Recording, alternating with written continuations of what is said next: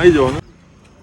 દોસ્તો આપણે ફરી ખરસોડ ગામમાં આવી ગયા છે, જ્યાંથી કોબરા રેસ્ક્યુ કર્યો હતો એ જગ્યા પર પાછા વાપસ આ જગ્યા પર આવી ગયા છે. જોયો કયો સાપ છે અંદર.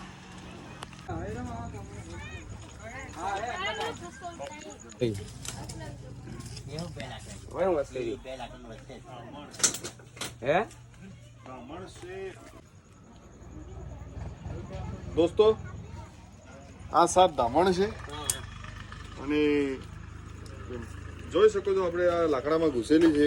1 કલાક જેવો થઈ ગયો, 1 કલાક જેવો થઈ ગયો છે.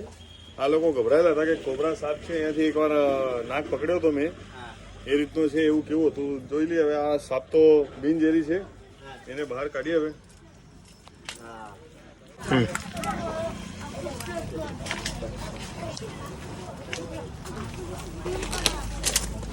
इधर है रिश साइज मोटी हो साइज मोटी છે સાઈઝ તો મોટી છે. વે વે વે હા કઈ નહીં બસ એ લાકડી આવે. હા ઓકે આ રે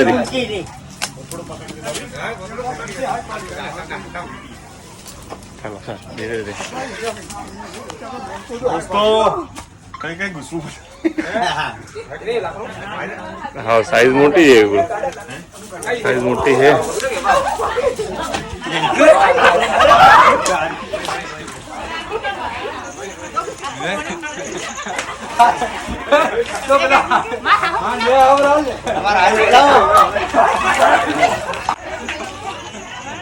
હાલે ગભરાવ નથી અહીંયા.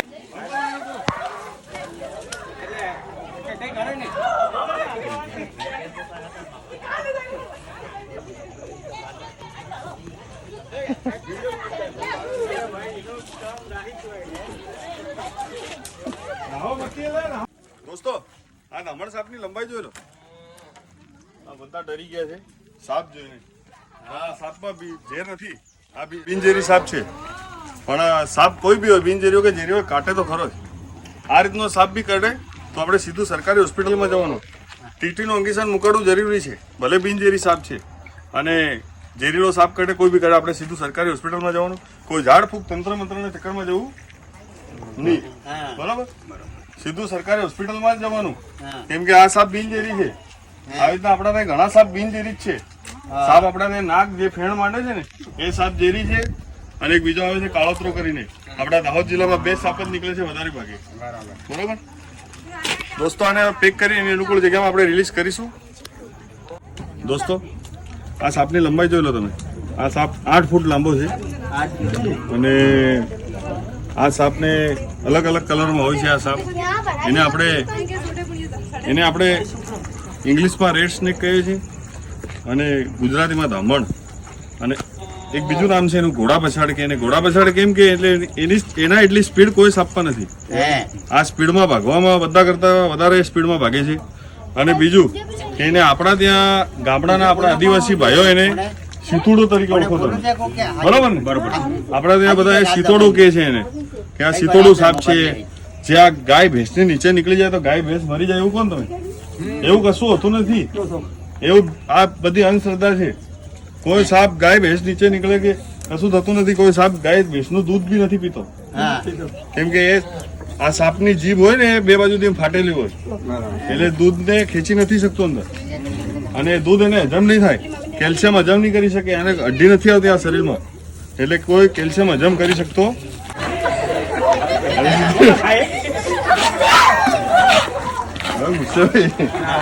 દોસ્તો આ ગુસ્સે થઈ છે, બાઈક કરવા માટે આવી રહી છે પણ એને પેક કરી દઈશું આપણે. ખાધેલું છે, ડેડકું ખાધું છે ને? બસ તો આ ડેડકું ખાવા માટે ઘરમાં આવી હતી, બરોબર છે? અને હવે કાઢશે. આ ડેડકું કાઢે છે, જોઈ લો.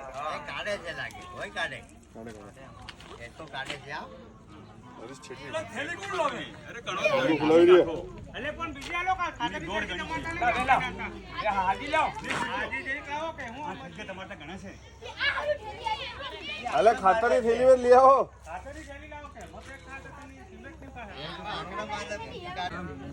દેખો આ કાઢે હવે. ડેટકો કાઢે બારી જોર કરે ખાવ આવી ગયો એટલે મારો ડેટકો આવી ગયો મારો ડેટકો કાઢે હમણાં મારો મોકરે આવી ગયો આવી ખાતર ન આયા આવજો કાકા આયા મારો કાઢ્યું ડેટકો મારું ડેટકો કાઢ્યું મારો ડેટકો કાઢ્યું મારો આખું કાઢ્યું એમને ઈ આહો હદો હેલા આહો મારો ડેટકો કાઢ્યું આવ કાઢ દેજો હા બીજું કાઢે કઈ લાગે ફૂલ ના ના